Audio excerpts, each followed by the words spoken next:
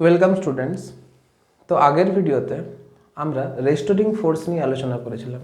দেখেছিলাম যে রেস্টোরিং ফোর্সই হচ্ছে একমাত্র ফোর্স যেটা অসিলেটরি মোশন পারফর্ম করছে এরকম কোনো পার্টিকেলকে টু অ্যান্ড ফ্রো মোশন করতে বাধ্য করায়।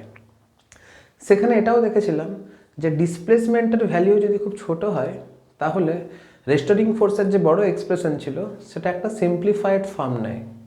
এখন সিম্পল হারমোনিক মোশন কাকে বলে? ওই যে ডিসপ্লেসমেন্ট খুব ছোট হয়ে গেল, ডিসপ্লেসমেন্ট যখন খুব ছোট হচ্ছে তখন যে এক্সের যে হায়ার অর্ডার টার্ম ছিল, মানে আমি রেস্টোরিং ফোর্সকে যে এক্সপ্লেন করছিলাম সেখানে এফ লিখেছিলাম, F is equal to minus A x plus b x cube plus c x to the power 5। তো তুই দেখ যখন এক্সের ভ্যালিউ খুব ছোট হচ্ছে তখন x cube x to the power 5 x to the power 7 এই টার্মগুলো নেগলেক্ট করছিলাম, তখন F is equal to normal minus A x লিখছিলাম। এখন এই ফোর্সের আন্ডারে যখন পার্টিকেল মোশন পারফর্ম করবে তখন তার মোশনকে বলা হয় সিম্পল হারমোনিক মোশন। তাহলে সিম্পল হারমোনিক মোশন কি, এটা হবে আজকের ভিডিওর আলোচনা। এখন লক্ষ্য করে দেখ, সিম্পল হারমোনিক মোশন তো এক ধরনের অসিলেটরি মোশনের এক্সাম্পল। তাহলে অসিলেটরি মোশন আর সিম্পল হারমোনিক মোশনের মধ্যে বিশেষ কিছু পার্থক্য নেই। সিম্পল হারমোনিক মোশনও হচ্ছে এক ধরনের অসিলেটরি মোশন, কিন্তু সিম্পল হারমোনিক মোশনের ডিসপ্লেসমেন্টটা ছোট হবে, কিন্তু অসিলেটরি মোশনের ক্ষেত্রে ডিসপ্লেসমেন্টের কোনো বাধ্যবাধকতা ছিল না। সিম্পল হারমোনিক মোশনে কি হবে, ডিসপ্লেসমেন্ট খুব ছোট হবে, অর্থাৎ যদি কোনো অসিলেটরি মোশনের ডিসপ্লেসমেন্ট খুব ছোট হয় তাহলে সেই মোশনকে আমরা সিম্পল হারমোনিক মোশন বলবো। তো এখন আমরা সিম্পল হারমোনিক মোশনকে এক্সপ্লেন করব প্র্যাকটিক্যালি। আগে দেখব প্র্যাকটিক্যালি ব্যাপারটা হচ্ছে কি। তাহলে দেখ, আমি একটা নর্মাল তাহলে দেখ, আগে বুঝতে হবে যে সিম্পল হারমোনিক মোশন করার জন্য যে রেস্টোরিং ফোর্সটা দায়ী সেটা দেখতে কেমন হয়। F is equal to minus of K x, যেখানে কেটাকে আমরা কি বলি, কেটাকে বলি ফোর্স কনস্ট্যান্ট। এখন আমি সিম্পল হারমোনিক মোশনকে একটু আঁকছি। দেখ, ধর এই লাইন বরাবর কোনো একটা particle simple harmonic motion execute করছে। ও হচ্ছে পার্টিকেলের মিন পজিশন। দেখ, যখন পার্টিকেল এইখানে, অর্থাৎ মাইনাস আছে, তো এখানে এক্সটা কি, হোয়াট ইজ এক্স?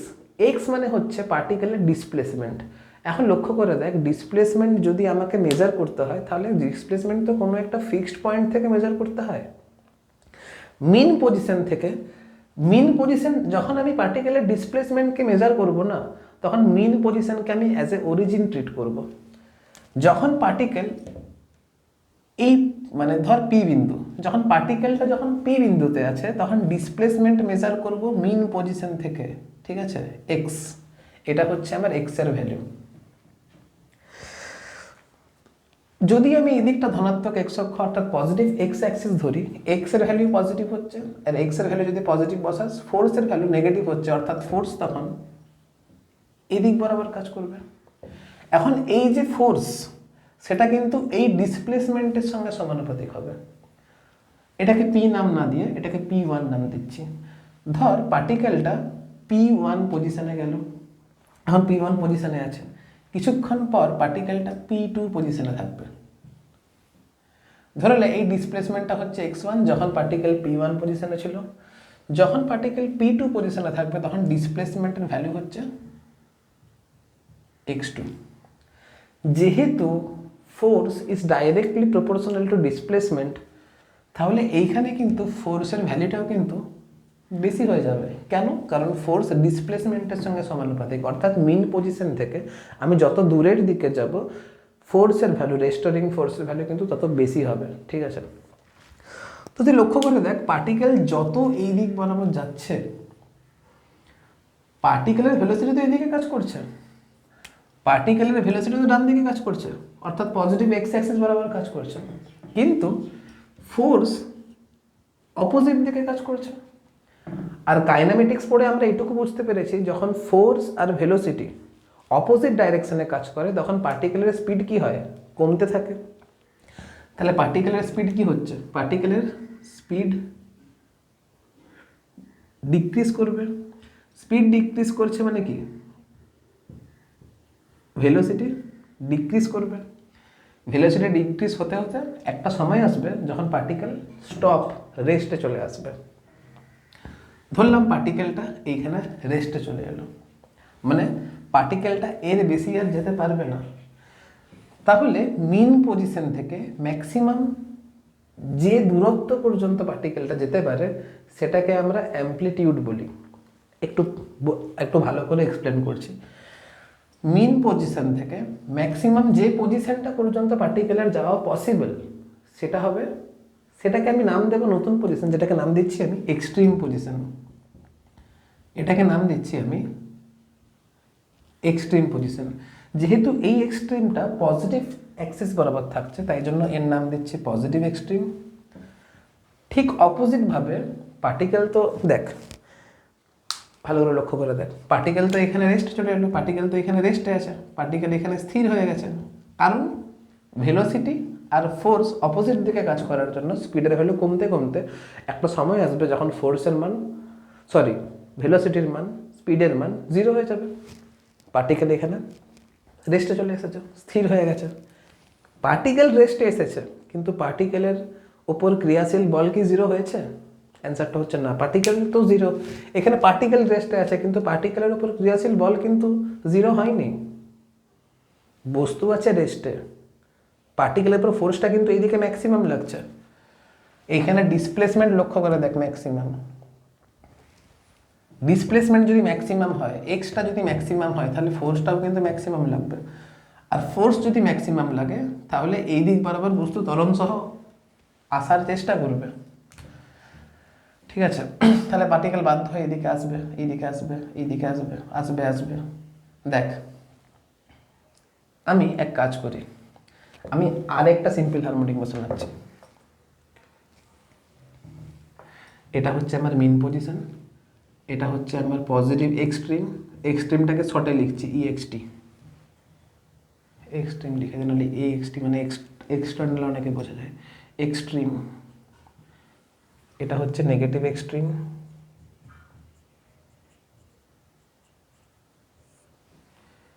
লক্ষ্য এরপরে দেখ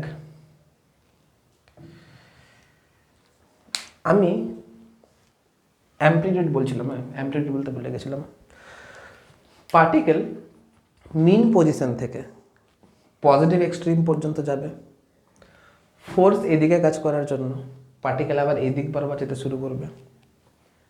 এইখানে ফোর্সের মান 0 হবে, কিন্তু পার্টিকেল যখন এইখান থেকে এখানে যাচ্ছিল তখন পার্টিকেলের ভেলোসিটি কোন দিক কাজ করছিল, পার্টিকেলের ভেলোসিটিও এইদিকে কাজ করছিল।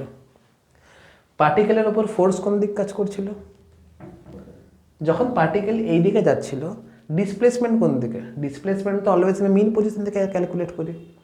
ডিসপ্লেসমেন্ট দেখ, পার্টিকেলটার ডিসপ্লেসমেন্ট কিন্তু এইদিকেই কাজ করছে, ডিসপ্লেসমেন্ট পজিটিভ হচ্ছে কিন্তু ফোর্সটা কি হচ্ছে, নেগেটিভ হচ্ছে। তাহলে অবশ্যই ফোর্সটাও কোন দিক কাজ করবে, ফোর্সটাও আমার এদিকেই কাজ করবে। তাহলে ভেলোসিটি আর অ্যাক্সিলারেশন অর্থাৎ ভেলোসিটি আর ফোর্স কোন দিকে কাজ করছে, ভেলোসিটি ফোর্স সেম ডাইরেকশনে কাজ করছে। আর যদি ভেলোসিটি আর ফোর্স যদি সেম ডাইরেকশনে কাজ করে তাহলে আমরা জানি পার্টিকেলের স্পিড কি হবে, ইনক্রিজ করবে। কোথায় পড়েছি, কাইনেমেটিক্সে পড়েছি। তাহলে এইখানে পার্টিকেলের স্পিড কি হবে, ইনক্রিজ করবে। ভেলোসিটি কি হবে, ইনক্রিজ করবে। এরপর তোদের মনে একটা প্রশ্ন আসতে পারে যে স্যার যখন পার্টিকেল এখান থেকে এখানে আসছে তখন তো পার্টিকেলের ডিসপ্লেসমেন্ট কমছে, আর ডিসপ্লেসমেন্ট যদি কমে তাহলে পার্টিকেলের উপর ক্রিয়াশীল বলের মানটা কমছে। বলের মানটা যদি কমে তাহলে তো স্পিড কমার কথা ছিল, ভেলোসিটি কমার কথা ছিল, তাহলে কেন কমছে না?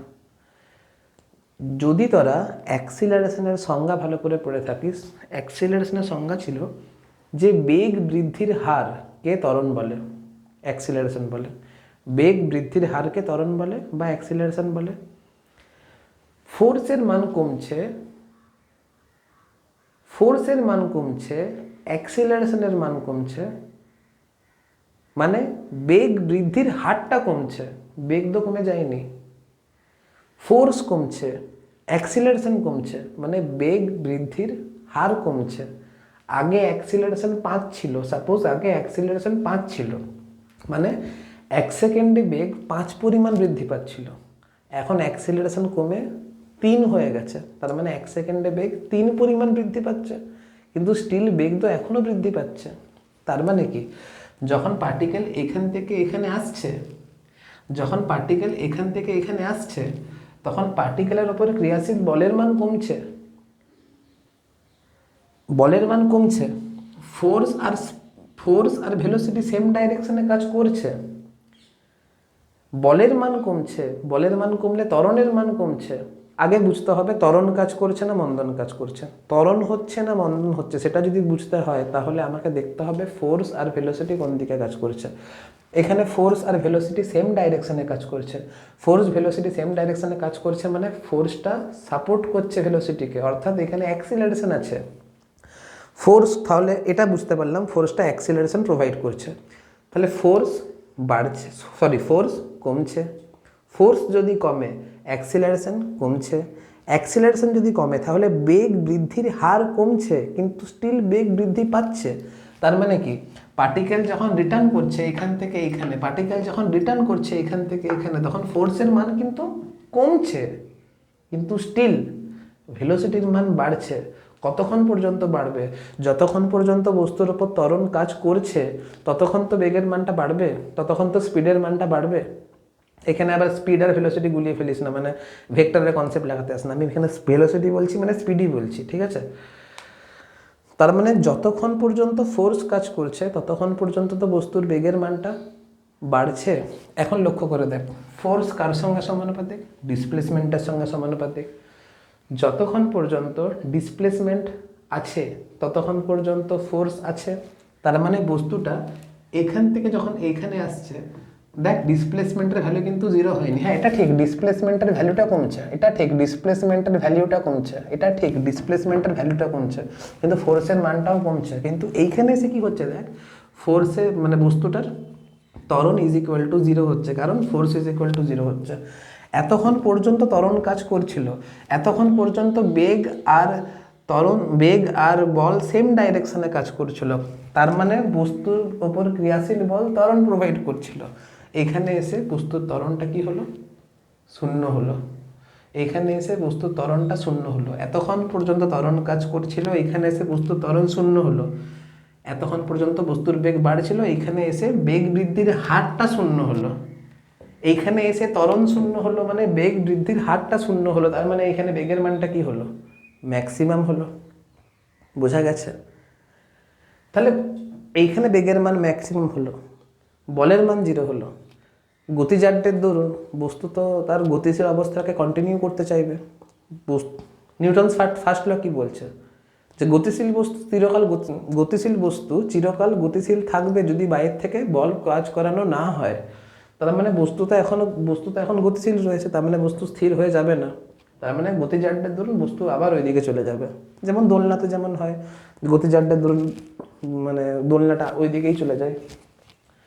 তাহলে বস্তু এখন এই দিকে যাবে। ধরলাম কোনো একটা মুহূর্তে বস্তুটা আছে এখানে, কোনো একটা মুহূর্তে বস্তুটা আছে এখানে।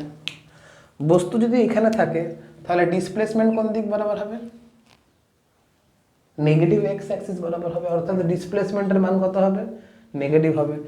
ডিসপ্লেসমেন্ট যদি নেগেটিভ হয় তাহলে নেগেটিভ ফোর্স কি হবে? পজিটিভ হবে। অর্থাৎ ফোর্স কোন দিক কাজ করবে? ফোর্স এদিকে কাজ করবে। তার মানে এইখানে ভেলোসিটি কোন দিক কাজ করছে? এই দিকে। ফোর্স কোন দিক কাজ করছে? এই দিকে। তার মানে ফোর্স ভেলোসিটিকে সাপোর্ট করছে না অপোজ করছে? অপোজ করছে। তাহলে ফোর্স অ্যাক্সিলারেশন প্রোভাইড করছে, ত্বরণ প্রোভাইড করছে না মন্দন প্রোভাইড করছে? মন্দন প্রোভাইড করছে। মন্দন যদি প্রোভাইড করে তাহলে কি হবে? ত্বরণটা মন্দন যদি হয় তার মানে স্পিডের মান বাড়বে না কমবে? স্পিডের মানটা কমবে। স্পিডের মানটা, তাহলে এইখান পর্যন্ত স্পিডের মান বাড়ছিল, কিন্তু এইখানে এসে স্পিডের মানটা কি হচ্ছে? ডিক্রিজ করছে। স্পিডের মান ডিক্রিজ করছে। স্পিডের মান কমতে কমতে এমন একটা সময় আসবে যখন স্পিডের মান 0 হয়ে যাবে। স্পিডের মান 0 হয়ে যাবে মানে কি, বস্তুটা এখন বস্তুর ডিসপ্লেসমেন্ট এখন ম্যাক্সিমাম, মানে এখন বস্তু নেগেটিভ এক্সট্রিমে থাকবে। এখন বস্তু নেগেটিভ এক্সট্রিমে থাকবে।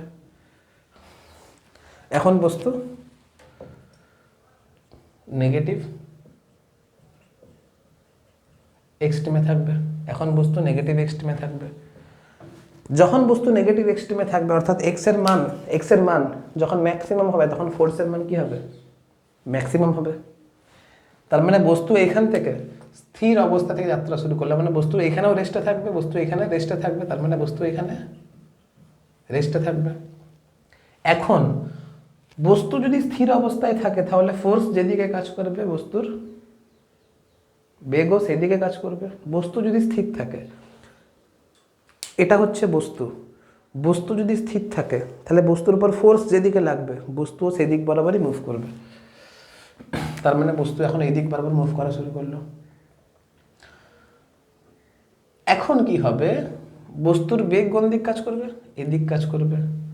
বস্তুর উপর ক্রিয়াশীল বল কোন দিক কাজ করবে, এই দিক কাজ করবে। এখন স্পিডের মান কি হবে, স্পিডের মানটা আবার ইনক্রিজ করবে।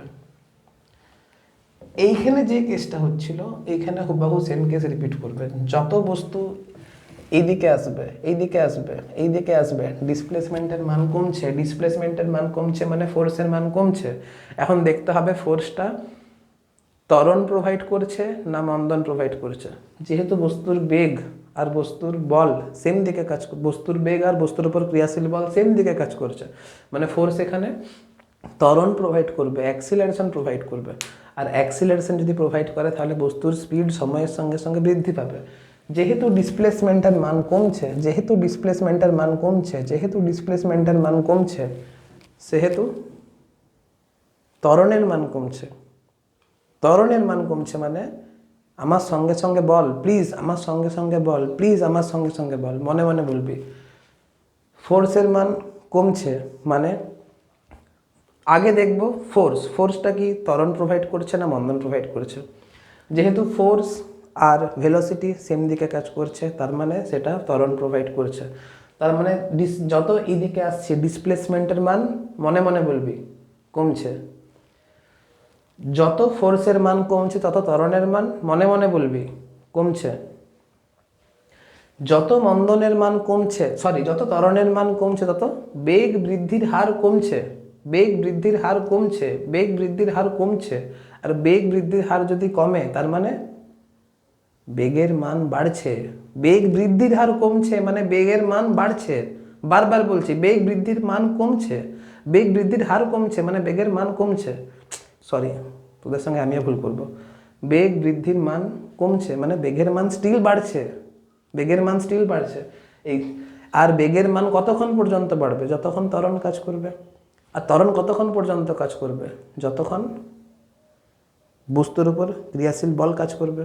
আর বল কতক্ষণ পর্যন্ত কাজ করবে, বল তো মিন পজিশন পর্যন্ত কাজ করবে, যতক্ষণ না ডিসপ্লেসমেন্ট 0 হয়। যখন বস্তুর ডিসপ্লেসমেন্ট 0 হচ্ছে তখন ফোর্সের মান 0 হচ্ছে, তখন ত্বরণের মান 0 হচ্ছে, তখন বেগ বৃদ্ধির হারটা 0 হচ্ছে, মানে বেগ আর বৃদ্ধি পাবে না। তাহলে এটুকু বুঝতে পারলাম যে মিন পজিশনে বস্তুর বেগ সর্বোচ্চ হয়, এক্সট্রিম পজিশনে বস্তুর বেগ 0 হয়, নেগেটিভ এক্সট্রিমে বস্তুর বেগ 0 হয়, পজিটিভ এক্সট্রিমে বস্তুর বেগ 0 হয়। ঠিক আছে, আশা করছি কোথায় বেগ 0 হয়, কোথায় বেগ কম হয়, কোথায় বেগ ম্যাক্সিমাম হয়, কেন হয়, ত্বরণ কম হলে বস্তুর বেগ বাড়বে না কমবে, এটুকু জিনিস তারা বুঝতে পেরেছিস। তারা নোট ডাউন করবি, মেন পয়েন্টগুলো নোট ডাউন করবি। এবারে আসবো অ্যাম্পলিটিউড কাকে বলে। অ্যাম্পলিটিউড কাকে বলে, মিন পজিশন থেকে বস্তুটার মিন পজিশন থেকে এক্সট্রিমের যে দূরত্ব সেটাকে অ্যাম্পলিটিউড বলবো। মিন পজিশন থেকে এক্সট্রিমের যে দূরত্ব সেটাকে অ্যাম্পলিটিউড বলবো। মিন পজিশন থেকে এক্সট্রিমের যে দূরত্ব সেটাকে অ্যাম্পলিটিউড বলবো। ঠিক আছে, নেক্সট যেটা পড়তে হবে যে অসিলেশন কি। অসিলেটরি মোশন বলিনি, অসিলেশনটা কি। তুই দেখ রিপিট কোনটা করছে। বস্তুটা এখান থেকে যাত্রা শুরু করলো, বস্তু যাত্রা শুরু করলো এখান থেকে, গেল গেল দিয়ে এইখানে এলো, দিয়ে আবার এদিকে গেল, দিয়ে আবার এখানে এলো। এটা হচ্ছে একটা অসিলেশন। গেল, আবার এলো, আবার ওইদিকে গেল, আবার এদিকে এলো, একটা অসিলেশন। এটাই তো রিপিট হচ্ছে। ও থেকে বিন্দু ও থেকে বস্তুটা মিন পজিশন থেকে বস্তুটা ডান দিক বরাবর যাত্রা শুরু করেছিল, এক্সট্রিম পজিশনে গেল, এক্সট্রিম থেকে আবার মিন পজিশনে ফেরত এলো, কিন্তু বস্তু এখন ডান দিকে যাচ্ছে না, বস্তু এখন বাঁ দিকে যাচ্ছে। দিয়ে আবার নেগেটিভ এক্সট্রিমে গেল, দিয়ে বস্তুটা আবার মিন পজিশনে ফেরত এলো। এখন কিন্তু বস্তুর বেগ ডান দিকে কাজ করছে, আর যাত্রা শুরুও কিন্তু এখান থেকে করেছিল। তাহলে রিপিট কোনটা হচ্ছে? এখান থেকে গেল পজিটিভ এক্সট্রিম থেকে মিন পজিশনে এলো, মিন পজিশন থেকে নেগেটিভ এক্সট্রিমে গেল, নেগেটিভ এক্সট্রিম থেকে ঘুরে আবার মিন পজিশনে এলো। এটাকে বলবো একটা অসিলেশন। যদি বস্তু যাত্রা শুরু এখান থেকে করতো, তাহলে পজিটিভ এক্সট্রিম থেকে গেল, মিন পজিশনে এলো, নেগেটিভ এক্সট্রিমে গেল, নেগেটিভ এক্সট্রিম থেকে আবার মিন পজিশনে এলো, দিয়ে আবার পজিটিভ এক্সট্রিম ফেরত এলো, দিয়ে এটা আবার রিপিট করছে। আবার এক্সট্রিম থেকে মিন থেকে নেগেটিভ এক্সট্রিম থেকে মিন, আবার পজিটিভ এক্সট্রিম। এটা পুরো রিপিট হচ্ছে। এই যে জিনিসটা রিপিট হচ্ছে সেটাকে বলবো অসিলেশন। বোঝা গেছে? এটাকে বলবো অসিলেশন। আর অসিলেশন করতে যে সময় লাগছে সেটাকে বলবো টাইম পিরিয়ড। ঠিক আছে? অসিলেশন করতে যে সময় লাগছে সেটাকে বলবো টাইম পিরিয়ড। টাইম পিরিয়ডকে আমি ক্যাপিটাল টি দিয়ে রিপ্রেজেন্ট করব।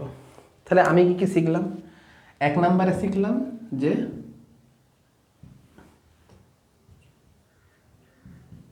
অ্যামপ্লিটিউড, এটাকে আমরা এ দিয়ে প্রকাশ করব। তারপরে কি পড়লাম? টাইম পিরিয়ড, এটাকে আমরা ক্যাপিটাল টি দিয়ে প্রকাশ করব। তার মানে টাইম পিরিয়ডটা হচ্ছে সেই টাইম যে টাইমে পার্টিকেল তার মোশনটাকে রিপিট করছে, অসিলেশনটাকে রিপিট করছে। This is called time period. ধরে নে টাইম পিরিয়ডটা হচ্ছে 2 সেকেন্ড, ধরে নে। তার মানে 2 সেকেন্ড অর্থাৎ ক্যাপিটাল টি সেকেন্ডে একটা অসিলেশন কমপ্লিট হচ্ছে। তাহলে 1 সেকেন্ডে কটা অসিলেশন কমপ্লিট হবে? 1/2 অর্থাৎ 1/t। এখন 1 সেকেন্ডে যতগুলো অসিলেশন কমপ্লিট হয় সেটাকে আমরা ফ্রিকোয়েন্সি নাম দিই। 1 সেকেন্ডে যতগুলো অসিলেশন কমপ্লিট হয় সেটাকে আমরা ফ্রিকোয়েন্সি নাম দিই। আর ফ্রিকোয়েন্সিকে আমি এফ দিয়ে প্রকাশ করব। ফ্রিকোয়েন্সির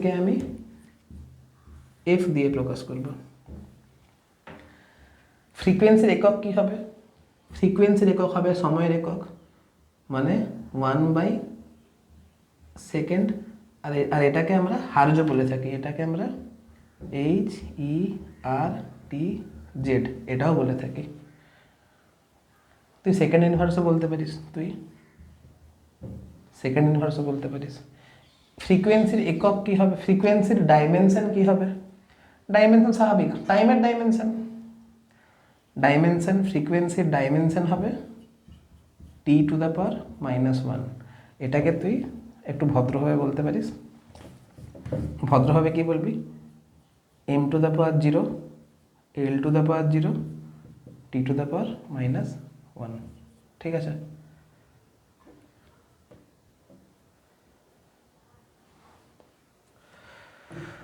তাহলে অ্যামপ্লিটিউড পড়লাম, টাইম পিরিয়ড পড়লাম। এবারে যেটা পড়বো সেটা হচ্ছে অ্যাঙ্গুলার ফ্রিকোয়েন্সি। সার্কুলার মোশনে ওমেগাকে দুটোভাবে পড়েছিলাম। একটা হচ্ছে আরপিএস রেডিয়ান পার সেকেন্ড, মানে 1 সেকেন্ডে কত অ্যাঙ্গেল ট্রাভেল করলাম। আরপিএস মানে রেডিয়ান পার সেকেন্ড, 1 সেকেন্ডে কতটা অ্যাঙ্গেল ট্রাভেল করলাম। আর একটা পড়েছিলাম আরপিএস মানে রেভলিউশন পার সেকেন্ড, মানে 1 সেকেন্ডে কত পাক খেলাম সেটা ফ্রিকোয়েন্সি। মানে ওই যে প্রথম কথা সার্কুলার মোশন জায়গা তো নেই আর লেখার মতো, আমি এটা একটু বুঝলাম।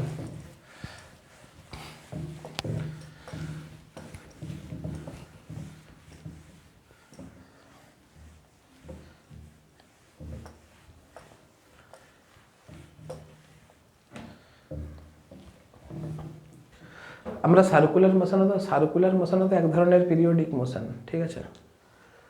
তো এটা সার্কুলার মোশনটা একটু আঁকি।